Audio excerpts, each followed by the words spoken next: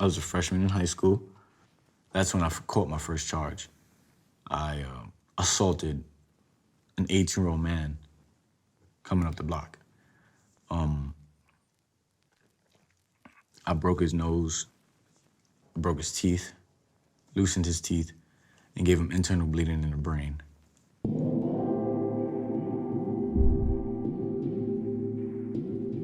I would go to this open gym every Tuesday and Wednesday. And, it was an open gym, play ball, stuff like that. This particular night, it was closed. So this Wednesday night, it was closed. I had just got out of school. I was upset. I had some problems going on with my mom, and I was really angry. I seen this dude coming up the block. And I didn't even think about it. I looked right, and then when I looked left, my fist followed. And caught him right in the nose. He dropped back. I hit him one more time, and he was out.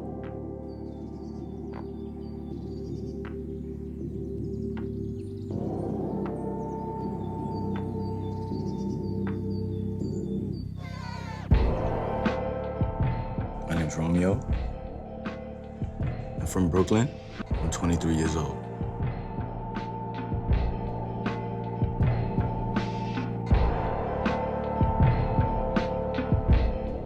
Neighborhood that I lived in was Bushwick. Like, everybody knew everybody, it was all family oriented.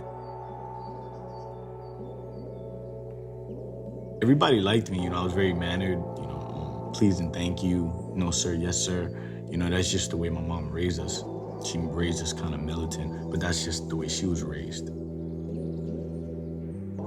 She was a heavy-set woman, and she used to box growing up. So getting hit by one of them hands was really hurt. If I was to talk back to her, she would jab me in the mouth, or just kind of pop me. And as I got older, we're like, oh, so you're growing up now. Okay, boom, now here's a jab. Now go to your room. And I'd just be like, oh, busted lip,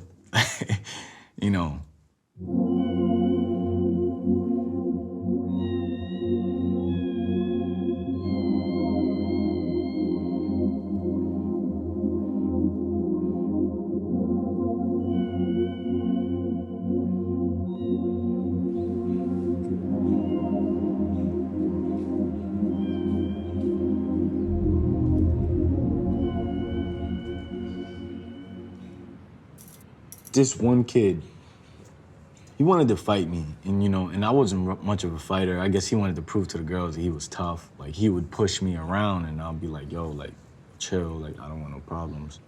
And I would come home, and I would tell my mom, and she's like, boy, you better man up. So in school, he ended up basically hitting me.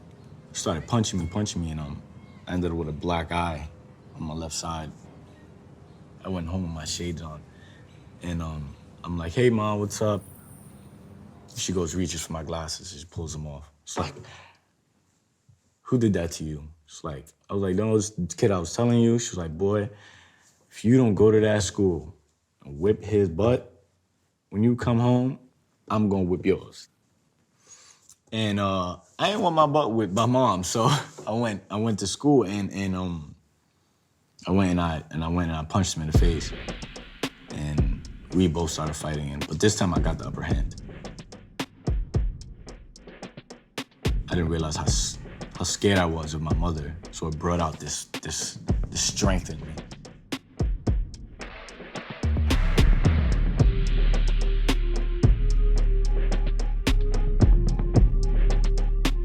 That was it. No more soft Romeo. No more punk. No more. None of that.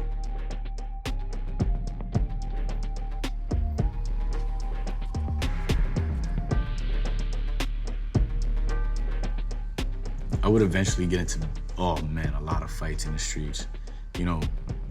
Petty fights, but at the time I thought it was worth it.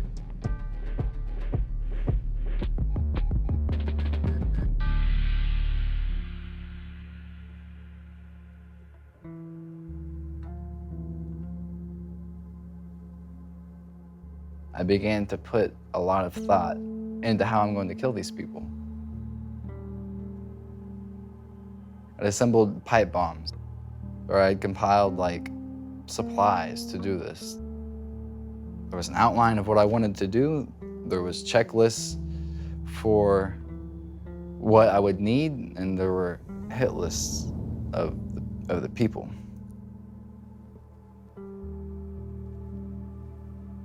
It was in my notebook. That's how I got arrested. I had written it in my notebook.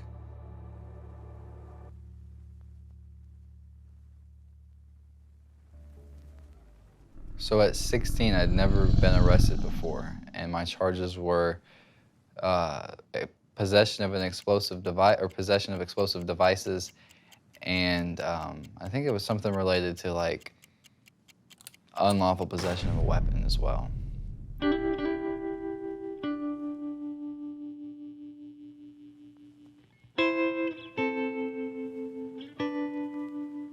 My name is Michael Damrich, and I am 22 years old.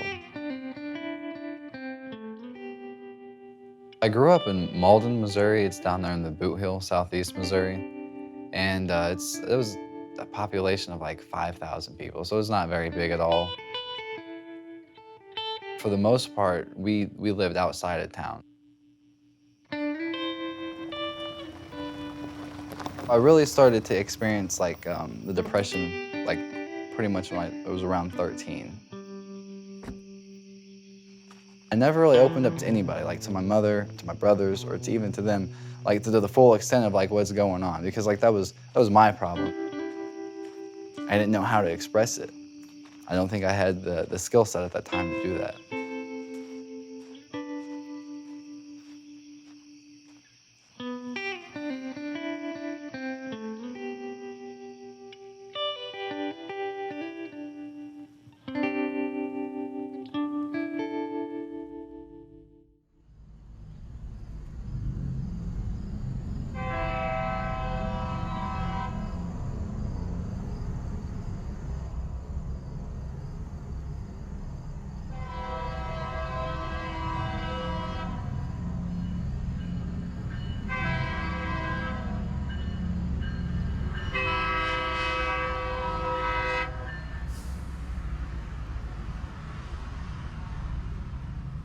My issues with the depression and just the anger and everything had escalated to the point of suicide before.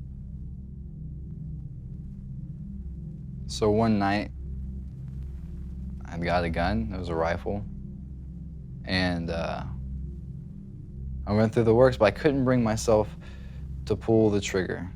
I could not end my own life.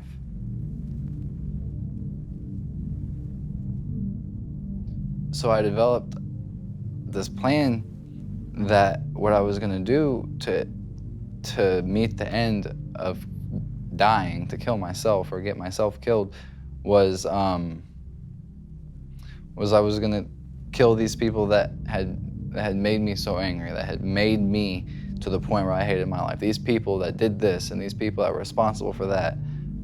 And when you do stuff like that, obviously that can't go unchecked. And so it would have police involvement, and at which point the police would have no choice but to kill me, and therefore I would have accomplished the end of having my life taken without having to kill myself.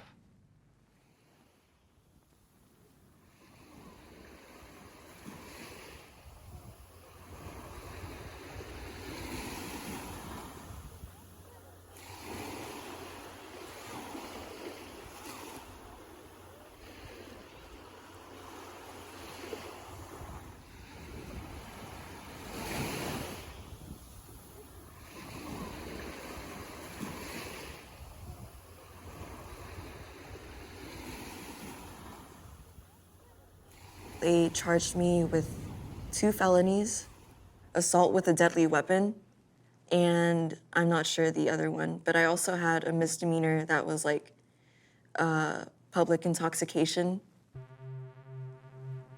This was when I was just like 13 or 14. I had met a boyfriend, He was a pretty big troublemaker, and so obviously at that young age, I was easily influenced. He would just always tell me to like not stay home, that we should go out like at night, stay out past my curfew. It progressed into me staying at his house for days at a time, heavily drinking, smoking a lot of weed, you know, just making a lot of trouble.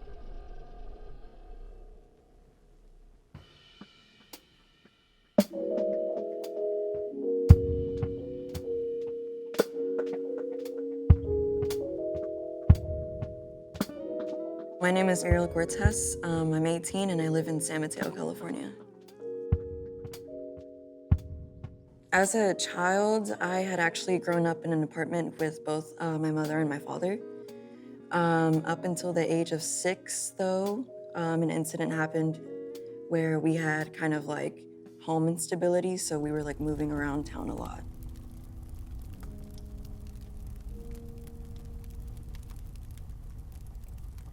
My apartment, just to sum it up, it burned down.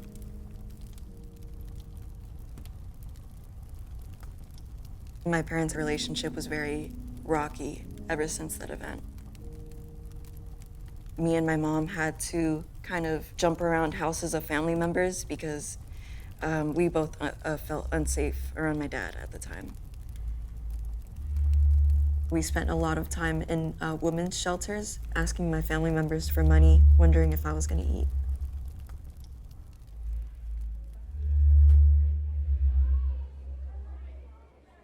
My school life was heavily deteriorating.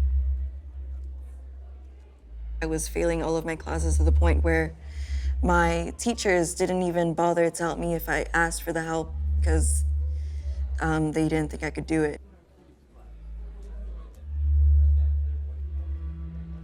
My first high school kicked me out. They sent me to an alternative high school. The alternative high school that they sent me to was right down the street of Juvenile Hall.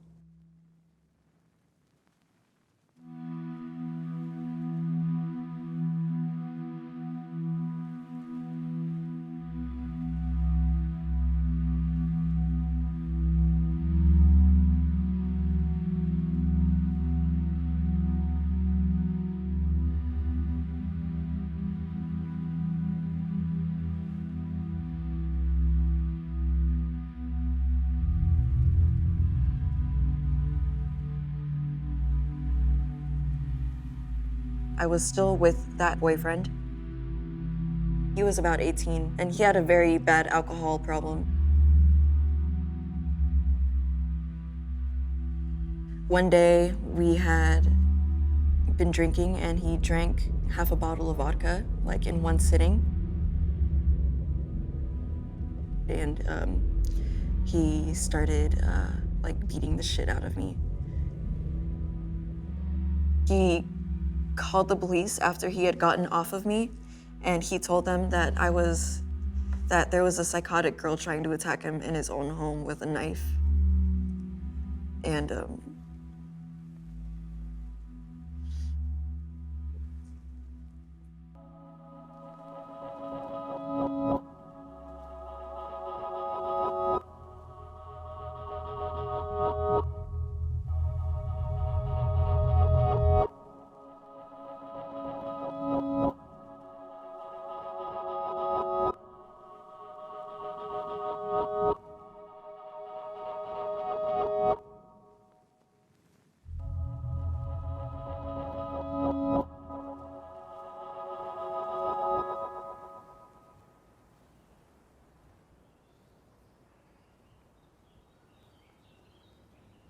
I was like 13.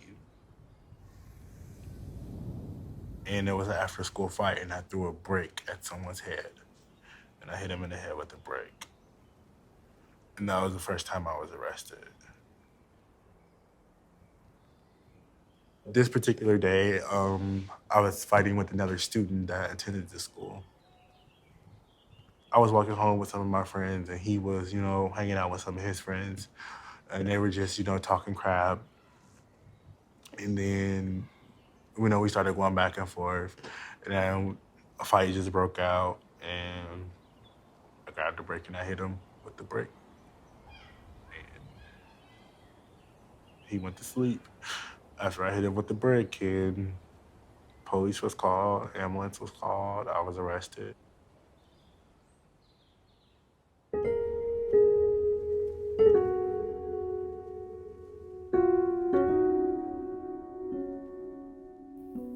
My name is Javion Jackson. I am 22 years old.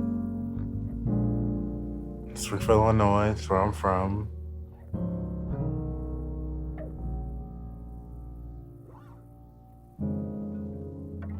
I had a stepfather who was in and out of the picture due to incarceration. So pretty much it was always me and my mother and my sisters growing up in the house.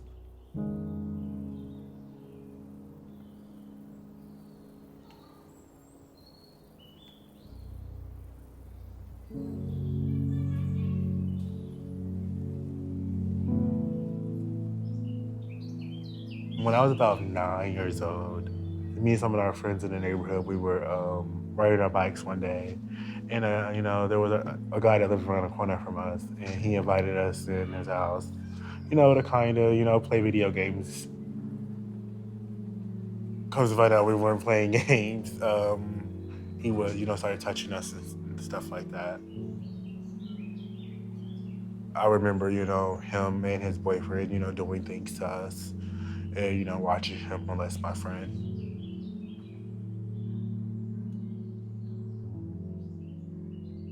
So that happened for a couple of years, about 2 or 3 years. And then my friend's mother found out, and then, the police came, the investigation started.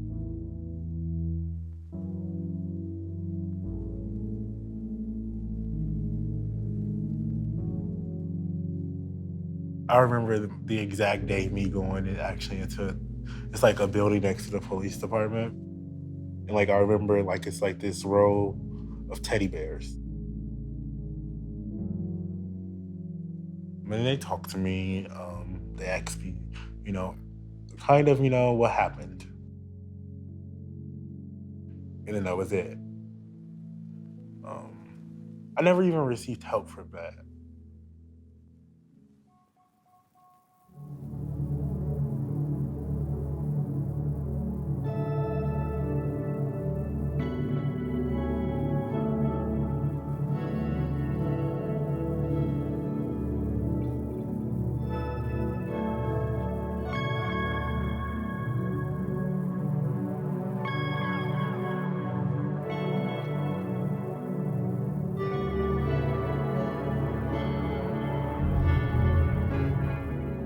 The people in the school found out, and everyone just kind of started treating me kind of weird.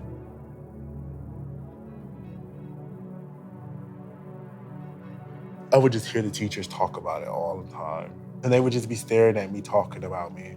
Or some of them would even ask me questions about it. Just kind of ask me what happened and why did I allow it to go on for so long.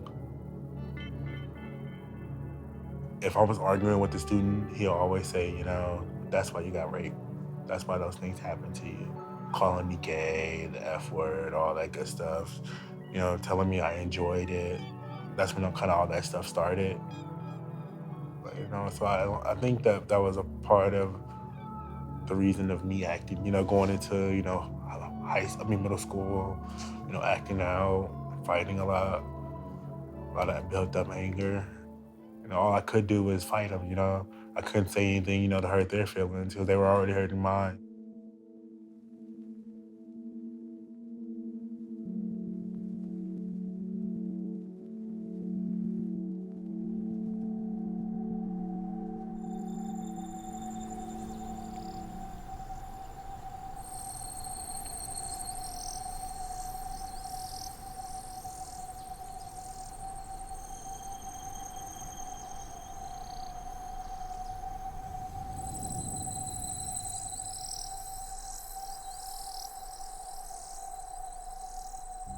I think I was 11.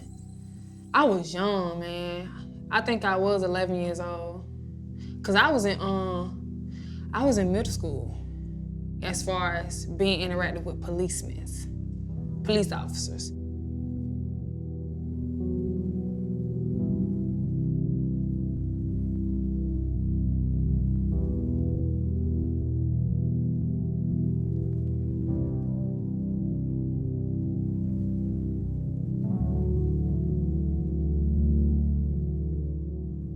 Everything started going downhill when I was 8 years old. A lot of sexual action started happening in the house with me and my stepfather, which is married to my mom to this day. That right there kind of made me started acting out, started becoming real confused with a lot of things, you know, just trying to know what was right from wrong.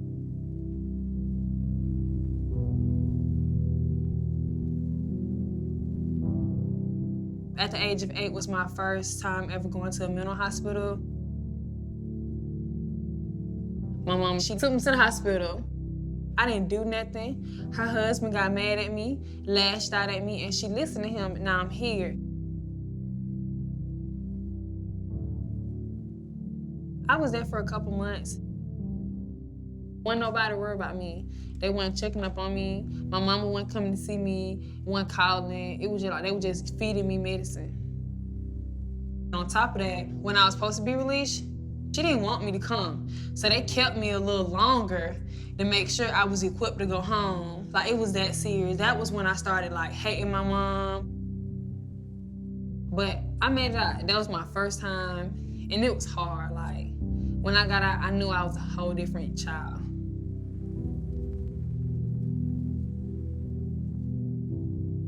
When a family started asking my mama why I was acting up, and she'd say just because something was wrong with her, or she just needed to be detained, it wasn't that. It was that my mama didn't want to let everybody know what was going on, but it was gonna come out eventually.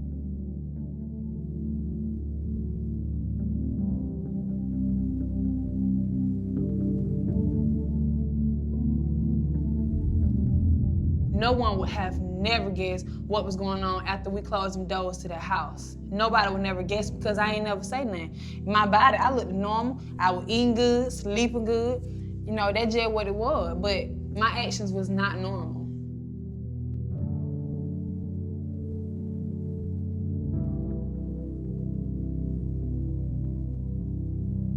So the first time I got into a police car, I think I was 6th grade.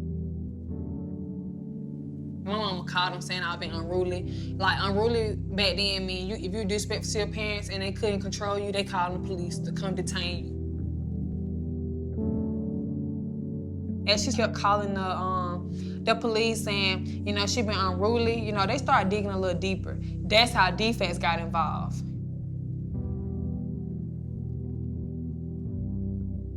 So then that was when everything hit. It took me out of home that day. They locked me up. I was detained. I didn't have no charges. I was detained because I ain't had no placement.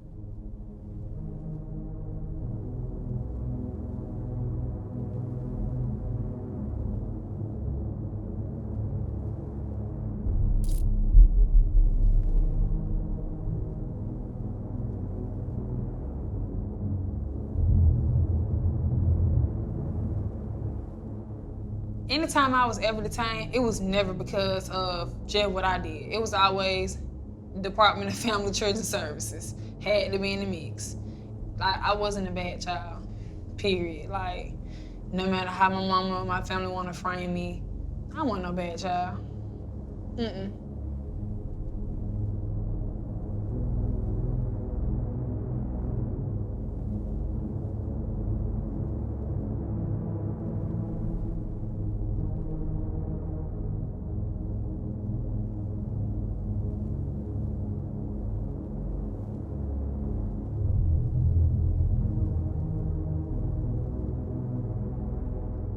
When the police came, they ain't Mirandaized me. I ain't never, like Medea said, I ain't never seen Miranda, I never hear about Miranda, none of that good stuff.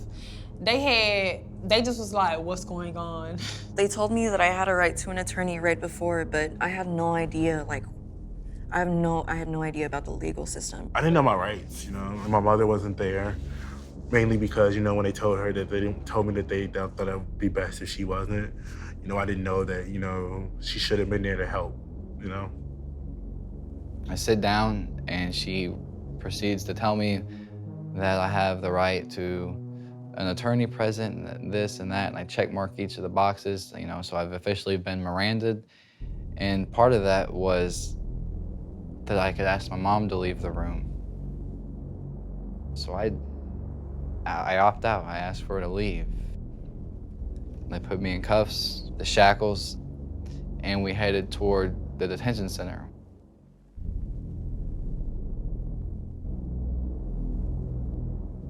I believe it's a Monday, the date I had for court. The court date was for my certification hearing. And they opened my door, and they came and talked to me and told me that I was gonna visit with my mom. I pick up the phone, because we talk on phones through glass with our visit. And she's just like distraught and like crying. And she's just like, they certified you. There's somebody on their way. They're gonna pick you up and take you to jail. And it took a minute for it, like, that to be real. Like, I heard the words, I knew what it meant. Like, now I'm being transferred to adult court. Being 16 and thinking about that and about, like, what is prison gonna be like for me? It wasn't real. And I keep having to repeat, like, it is real. Like, my mom is the one telling me this. Like, she's right here. Like, this is real life.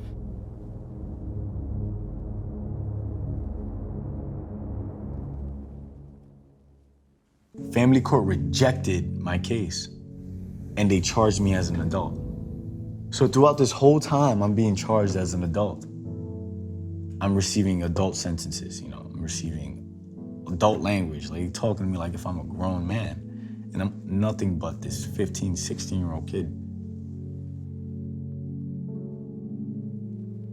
They offered me a 6-5 split. A 6-5 split is 6 months in a program and or incarcerated, then 5 years probation. See, what I didn't know was within 5 years probation, there's conditions. There's things that I can and cannot do. About two and a half years into probation, and I had already like about 8 rearrests. Even if the cops looked up my name, I had to go to jail. I went to the violation court. This judge, he's like the worst judge in the world. He reads my violation charges, but then he looks at the injuries that was sustained by the original victim in my case.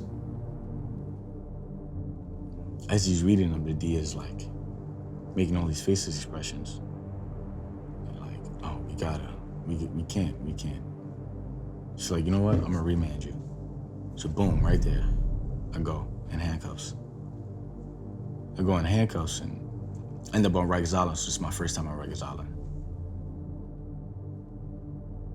It was 18, you was considered an adult. 16, you're old enough to go to Rikers Island.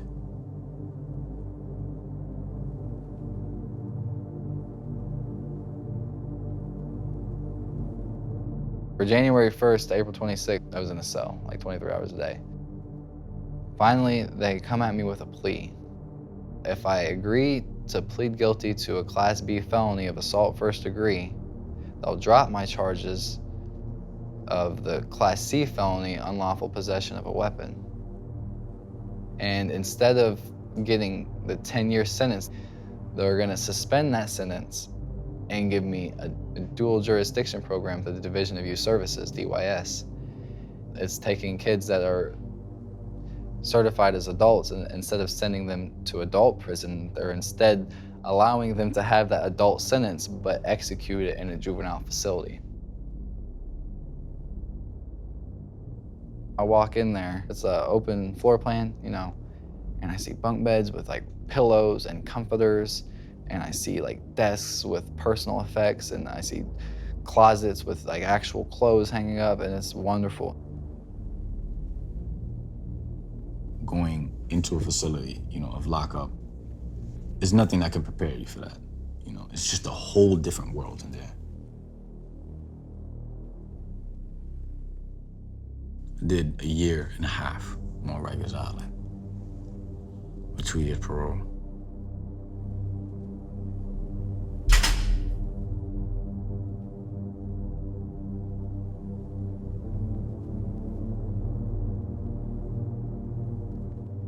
If you're not a punk and you stand for what who you are,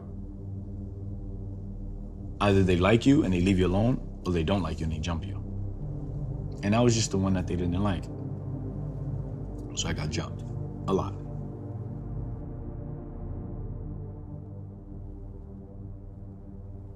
That's how it led to me getting solitary confinement, me being in the box. I spent my 18th birthday in the box. The guy sang me happy birthday. We had like a little match in one of the muffins that they gave us on Sunday mornings. Everybody sang me happy birthday.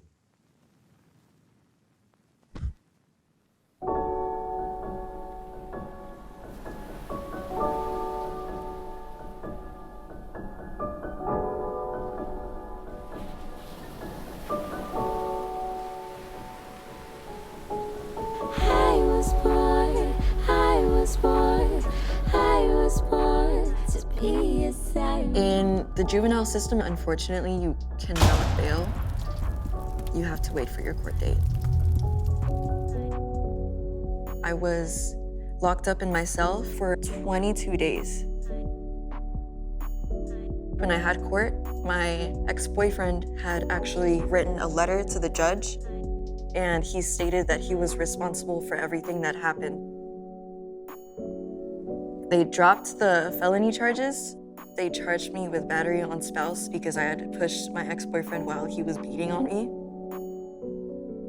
Then I got sent home on an ankle bracelet. After that, I was sentenced to probation, ongoing formal probation, and formal probation is where they P-test you and they check in with you during your school hours. They talk to your teachers about how you're acting. They talk to everybody. They make sure that you're walking on eggshells and that you know it. I was pretty much a ward of the court ever since I was 14 until 18.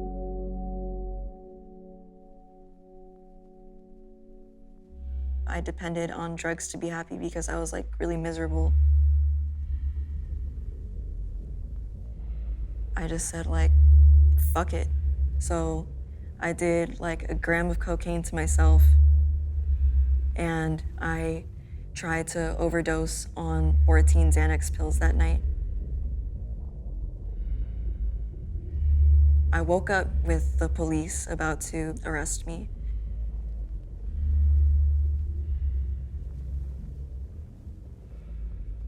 That's when I got sent to foster care.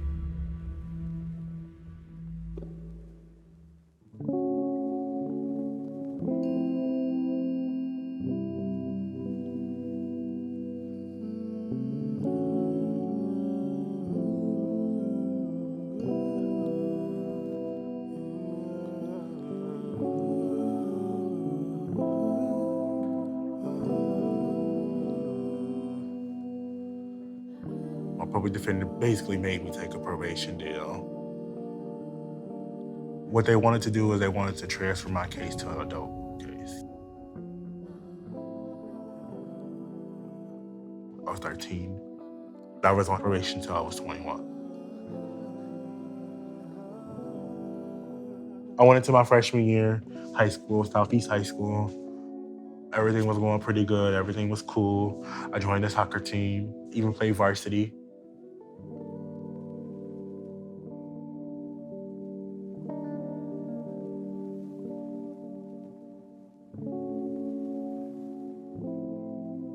I was like 16 or 17, and I was with my cousin one day, and we were at the store.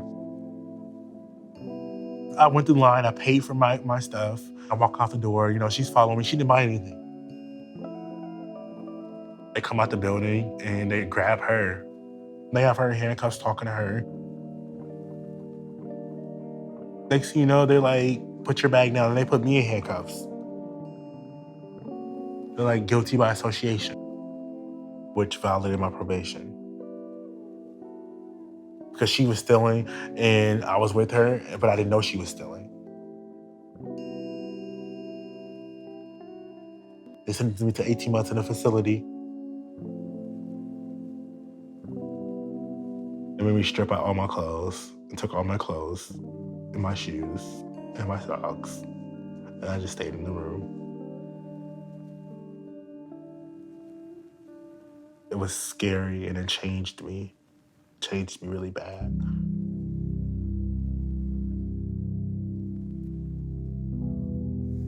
The age of 16 years old was my last time being back home. That was when I got on juvenile justice papers. I was fighting in the community. I was committed for, I think, 4 years.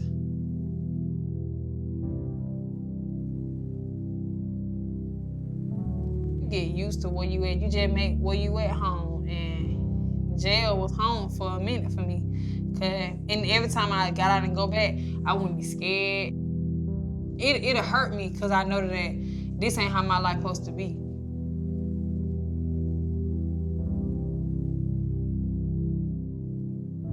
A lot of people wouldn't even know how to walk in and keep a smile on their face. But you get so tired of trying to be you and getting turned down. So you just settle, you know, for that circumstance, and you know, it just become you after a while.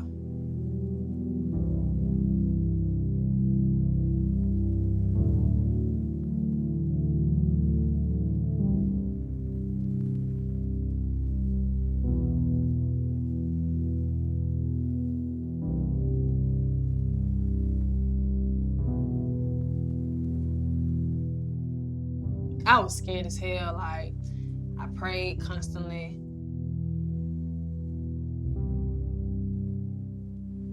Being out there in this world, not having people wake you up in the morning, not having people feed you a meal, lunch, breakfast, dinner, snacks. That's scary for someone that's been so institutionalized all their life. It take you a while to build that the courage up to allow somebody to touch you. In all my placements, it was a no-touch facility. So I ain't never had nobody hug me because it was a rule. You could not touch. So that's something that I had to deal with too.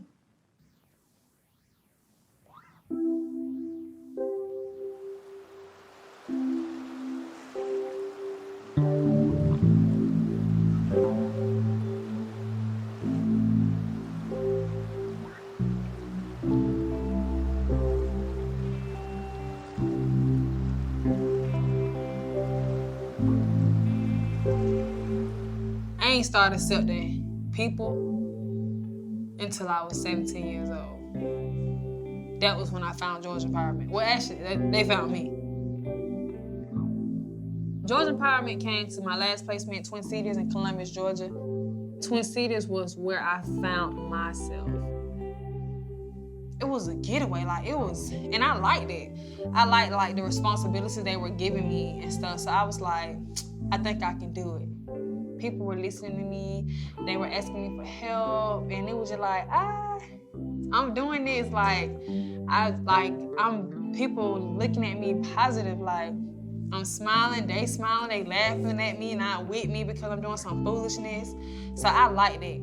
And then from that, I just kept going. Like, I knew I was great, and I just took off from there. Like,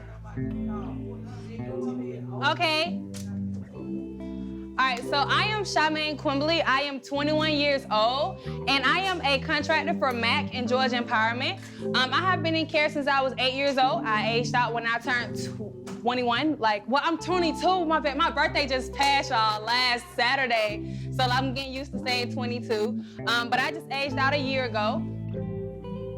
youth voice is very powerful. It's something that not a regular expert can say or teach because they haven't lived it. You guys are 17 years old. When I was 17 years old, I didn't know what I wanted to do. I just knew I wanted to get out of care. Y'all probably thinking the same thing, which is definitely okay. I ain't mad at you, but I'm gonna give you some knowledge real quick. I want you guys to learn about the real world out here. They don't care what you've been through. They don't care you're battling with depression. I'm gonna give you some tools to really make it out here financially, to learn how to save, to learn how to be an adult, to learn how to carry yourself in the real world because they do not care that you have been in the system.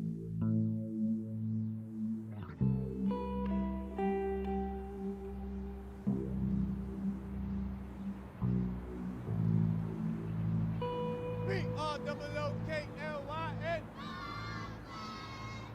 B-R-O-O-K-L-Y-N. How's your fire? Who the balls? Who the balls? All right, good job, everybody. I appreciate y'all. Come on, let's go. Inside, inside. I met all these Good job, people good job, good job, who were guys. activists Come on, come on. knowledgeable in the work of trauma. That was the Institute for Transformative Mentoring. All right, let's go. And once I got into them, I started understanding more. Good job, y'all, good job. And it was more like accepting my past for what it was and learning from it. 10, 11, 1 on Miss Billy, let's go. Good job today to you. Thank you. I appreciate y'all. Oh, you got bang energy? Thank you. Keeping that faith and being positive is hard. It's hard every day. But those are the two things that really keep me grounded, like my freedom and look at the work I've done. I have people that look up to me now. I have mentees. I have mentors that expect me to do the right thing. So, like, am I really gonna let everybody down? So my dream, like, I want a place where I have my own boxing gym, I have my own equipment, I have my own safe zone that I can provide for the community at little to no cost.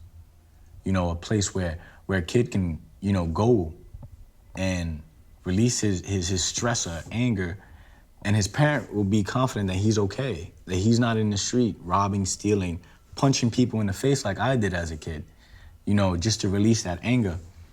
I want to provide that space. I want that bond with the community. You know, I want to give back. I've taken so much.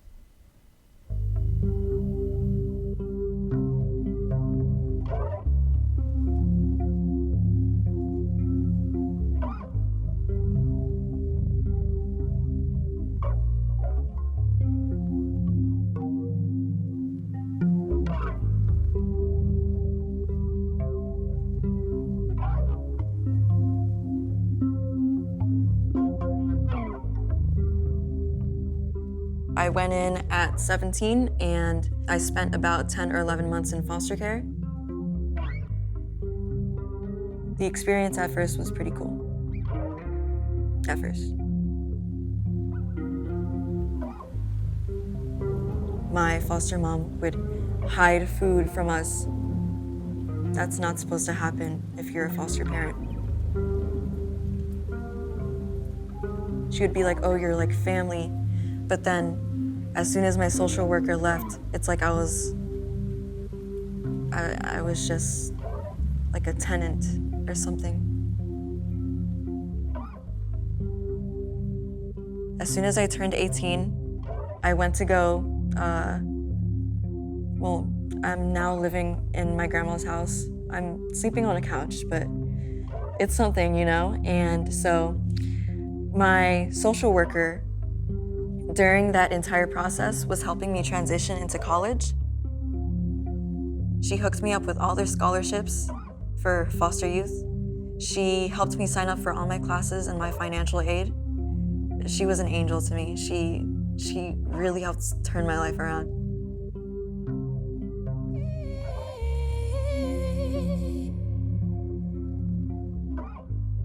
That's where I am now. Like, I'm really trying to clean myself up. I think I did a pretty good job at it because I cannot recognize myself a year ago.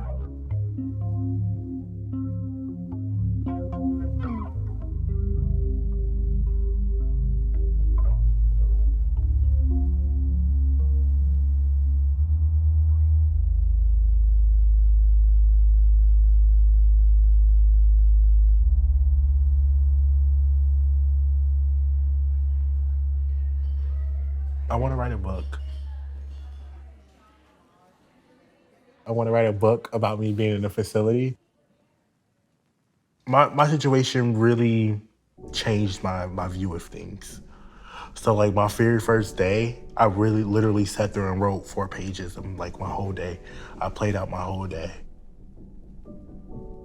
You kind of think, they're placing you in a situation where you're supposed to be safe and, things, but confinement just does nothing besides bring up old memories. Because it just made me think of instantly my abuse.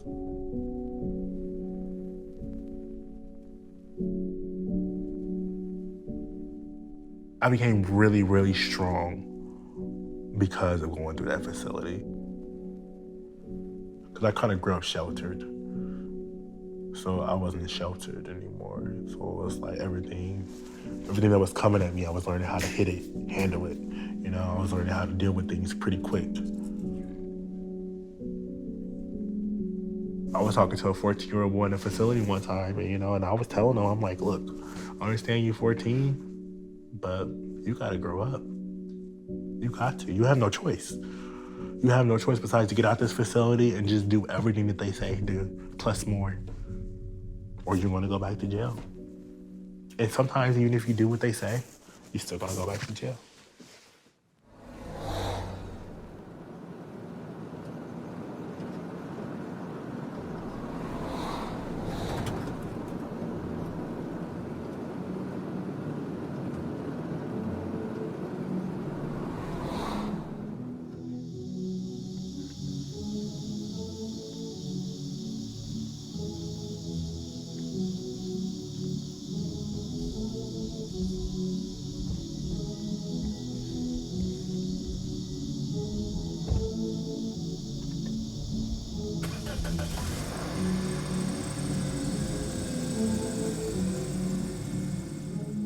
As far as alternate endings go, I understand that there are ways that this could have played out way better. Like ways that would have been like justice more aptly applied. Had I not had that program, I would have been in prison for a very long time. I would have been 10 years in prison if they didn't let me go to the dual jurisdiction program. The job industry is kind of weird because understandably not a lot of people want to hire a violent felon. They don't know who I am. They don't know what I have to offer. They just know that I'm a violent felon. So typically I was getting jobs like at a grocery store or in a hotel or in a gas station.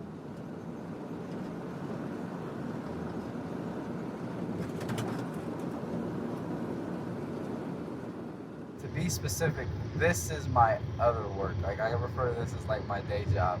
So like what I do is juvenile justice reform, and I pursue that in any avenue that I'm able to meaningfully contribute. Most times it's not in such a manner that I can make a living off of it, but that doesn't mean it's still not my priority or my focus. So for instance, like I'm working at the farmer's elevator right now because I do have bills to pay and a baby to prepare for.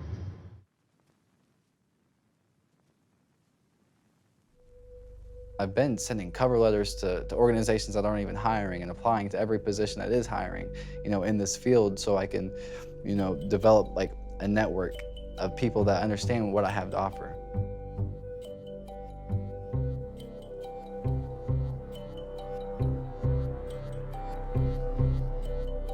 I can't have went through what I went through and just turn my back on other people going through the same thing. So I just feel called to do everything that I can for the juvenile justice system and then to reform it. Everything this platform can really help you build. It is not gonna make it, of course, that's you. But we can always give you that little push. We can always be that team saying, you got it, you don't give up. If you need us to help you, we're here. That's what empowerment is here for. You in a safe haven, baby. You got full arms around you. Utilize that. Utilize it, take it to the full throne. I still have my bad days, but overall, I don't know, y'all. It make you wanna cry, cause these kids are wonderful. Having these kids open up to you and actually seeing them for them, what they're capable of and not what they've been through, that's all the self-care I need. I knew I was destined for second grader. I just had to find my path, man. I had to just keep walking, just keep pushing. I did that. Healed people heal people. At one point in time, you had to be that person that needed to be healed. So when you're healed, you go and heal other people. Once the person's healed, he goes heal somebody else. And that person gets healed, he's healed somebody else. So it's a chain of healing. So it never stops.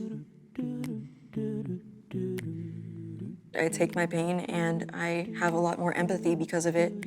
I give a lot more because of it, and I try my best to inflict positivity in the world because I know how dark the world can be. And I know how lonely somebody can feel.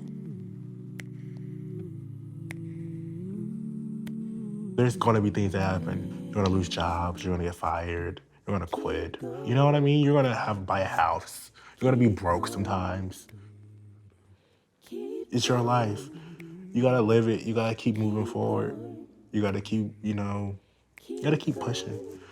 Because if I had left that jail, if I got out of jail and just like, fuck it, I'm not gonna get a job, stop it. Where would I be? You know what I mean? I'll be somewhere on my mom's couch somewhere. Granted, I just moved back in with her, you know what I mean? But still. And I'm okay. I have issues. I have a whole bunch of them, and I'm okay with that. I'm okay with that. So. Keep going. Keep going.